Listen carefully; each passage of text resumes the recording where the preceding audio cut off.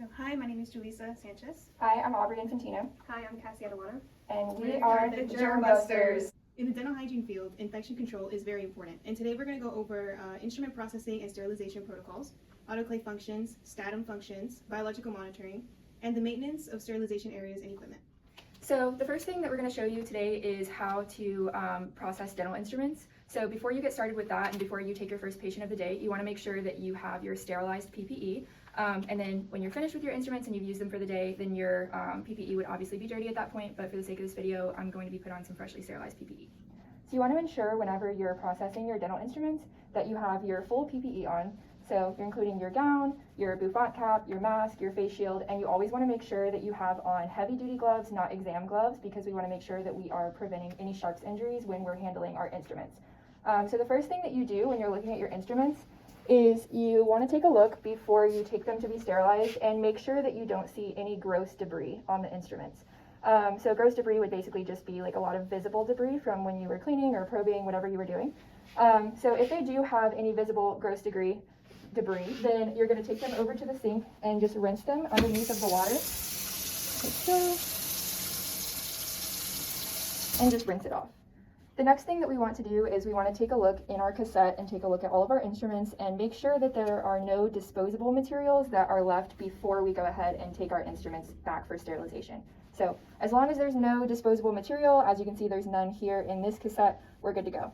So I went ahead and put this probe into the cassette, and generally if you're using multiple instruments, then you are going to be placing the instruments into the cassette before you sterilize them. So that's what I'm doing right here.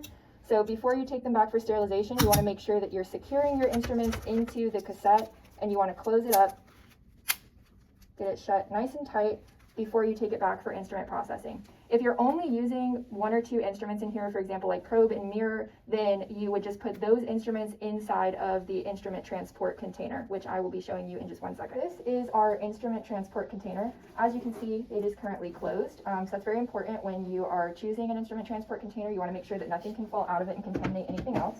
So we're going to go ahead and open it and place our cassette right inside of it. And before we begin carrying it to the sterilization area, we want to make sure that it is securely closed. So if this was only one or two instruments, like I mentioned previously, the instruments would just be placed directly into the transport container. So now that they're in our transport container, we can go ahead and carry them over to where we're going to be sterilizing them. Okay, so now that we have carried our instruments inside of their cassette in the transport container to the sterilization room, we want to go ahead and take a look at our ultrasonic here to make sure that it is ready to go for sterilization. So the ultrasonic, if you want to come over here, should be filled with a water-based solution that includes a specialized detergent or a degreaser. This ensures that the debris will be easier to remove in combination with the rapid vibrations that are emitted from the ultrasonic device. The vibrations or high-frequency sound waves are what removes the debris from the instrument by producing cavitation bubbles prior to placing the instruments into the autoclave. Another option, if you do not have an ultrasonic cleaner, is to use an instrument washer, which is right down here. If we were using an instrument washer, also known as a hydrum, instead of an ultrasonic, the instruments would be cleaned by a liquid spray, very similar to a dishwasher that you have at home, and a high temperature cycle. The instrument washers drain automatically, but the ultrasonics sometimes need to be manually drained. They're very similar in function and do essentially the exact same thing. Next, now that we have gone ahead and checked to make sure that our ultrasonic is ready to go, we're going to remove our cassette from the transport container, and we want to place it into one of the baskets in the ultrasonic here. So if we were placing this in here to be cleaned, then what we would do is we would put the cassette in just like this.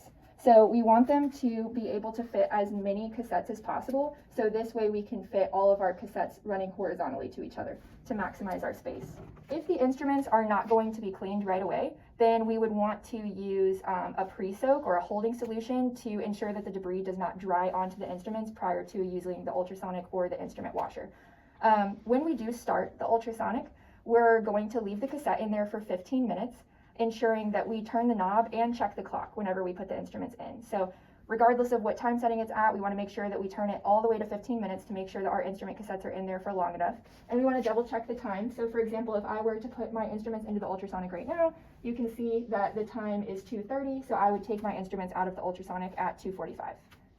So after 15 minutes is up, what we would do is remove our cassette from the ultrasonic using tongs. You never want to reach your hand into the solution after the ultrasonic has run, or really at all. We don't want to be touching that with our hands, only the tongs. And then we would move our cassette right here to the sink. So I'm going to show you.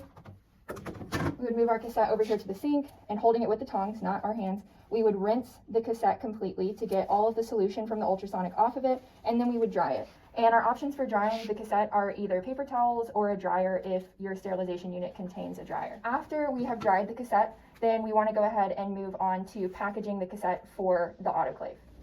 So the next step when preparing our cassette to be autoclaved is we want to make sure that we go ahead and select a pouch or a wrapping, whichever one you have at your location, to seal our cassettes into prior to loading them in the autoclave. So as you can see, we have several different sizes of our pouches here. So the biggest size is going to be for the cassettes. So we would just slide our cassette right into the pouch like so. And then we also have a biological monitor here. These are the ones that we use at CPCC. And you can see here it would change color from blue to black if the autoclave is functioning properly. So if it is removed from the autoclave and this color is not black, then something is wrong and the autoclave needs to be checked for any errors. So once we've placed the cassette into the wrapper, we want to make sure that it is also labeled. So we have some Sharpies here in the sterilization room, and you want to make sure that you're writing your name and then the date, as well as an abbreviation for whatever autoclave you are putting the materials into. So if you're using, say, just like a probe and a mirror that belong to the institution, then you would write the institution's name rather than your own. So like CPCC, today's date, and then the abbreviation for the sterilization that you're using.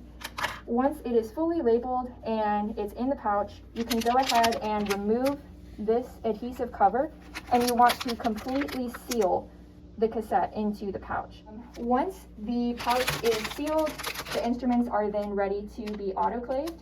And then once sterilization is completed for both of those things, you want to make sure that you do also go ahead and properly disinfect and sterilize your instrument transport container, as well as your heavy-duty gloves. So once the cassette is finished processing through the autoclave, you will then want to record your results onto the sterilization log. And what you will be looking for is a black marker on one of the ends, and that will just basically to let you know if the sterilization has completely sterilized your cassette or instrument that you have processed into the autoclave. And some of the things that you will be recording into the sterilization log is you'll put your last name and first initial, you'll put the day that it was sterilized, the day that you read the sterilization, and you will check off if it was passed. And obviously if it was passed, then you would see the color of the black on there. After that, you go to your instructor, make sure that they have read the same results, and then you'll get initialed, and then that's it for the sterilization. When instruments are done going through the sterilization process, and once the sterilization results have been read and logged into the sterilization log, you will then bring it back to their designated unit and put it into the cabinets so that then they are ready for future patient use. When cleaning the ultrasonic cleaners, you want to make sure that the ultrasonic tray is empty of any instruments or cassettes that were put in to be cleaned, and you want to grab the ultrasonic bucket, empty it out, make sure there's no solution, and after that you want to get your utility gloves and make sure you're in full PPE, and get cavity wipes and just wipe down everything and make sure everything's clean, nice, clean, and dry. After you finish cleaning your equipment, you want to go back and clean the sterilization lab unit as a whole, and by that you want to make sure you have your PPE on, your utility gloves on, you want to grab your cavity wipes, and you want to do your first wipe, which is your disinfecting wipe, and you want to make sure that you clean the sinks and the countertops. And after you do that, you want to get do the second cleaning, which is your sterilization cleaning, and you'll get cavity wipes again and clean the sinks and countertops one more time just to ensure that everything is clean. And yeah. Now I'm going to be showing you how to label the capsules that you will be using for the infection control. So what you'll be doing is you're going to label them with some type of sample identification number, something to basically identify that specific capsule. And then you will want to record the date and time, the type of sterilization method used, include whether a control capsule is included in the monitoring, and leave space for any additional instructions. Now I'm going to describe to you how to crush the capsules. So what you want to do is make sure you're wearing your full PPE, have a clean workspace when you're crushing the capsules, make sure you have sterile equipment, wear your utility gloves, and then after that you want to remove the capsules and crush them into a mortar or pestle, or a vial and a pestle. Transfer all the contents into a into a vial and then label them as well. After that, you want to dispose of the waste properly according to the protocol. Now I'm going to describe to you how to monitor the incubator and record results. So what you'll do is set the appropriate temperature and humidity. You want to use biological indicators, regularly check the temperature and monitor humidity, document activities, calibrate equipment, perform regular maintenance on the equipment, and check expiration dates, and then that's whenever you'll want to review the results and record them into the proper documentations. So now I'm going to explain the autoclave. This type of sterilizer will heat up and boil water inside that's going to produce steam, and the steam is going to allow the air to get pushed through a valve, and pressure builds up in order to reach the appropriate temperature for all the instruments to be sterilized properly.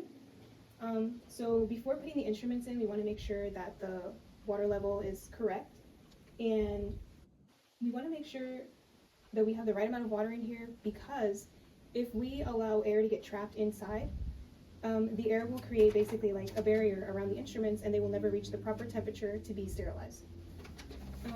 When loading your instruments into the autoclave, you want to make sure that you never stack them. So you want to make sure that you place your instruments on their side to allow the sterilizing agent inside of the autoclave to penetrate the paper side in order for them to be properly sterilized.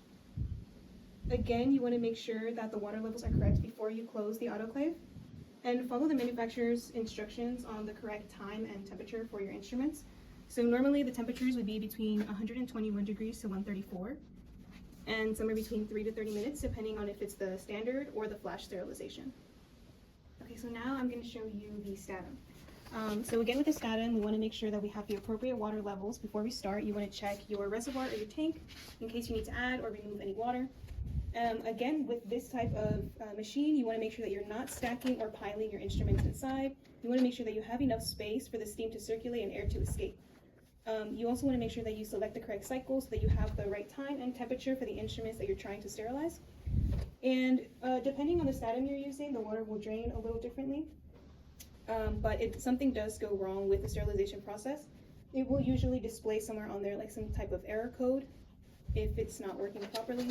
And when you remove your instruments from the Statum, you want to make sure that you're checking your sterilization pouches or wraps to make sure that they have been sterilized properly. Thanks for watching our video.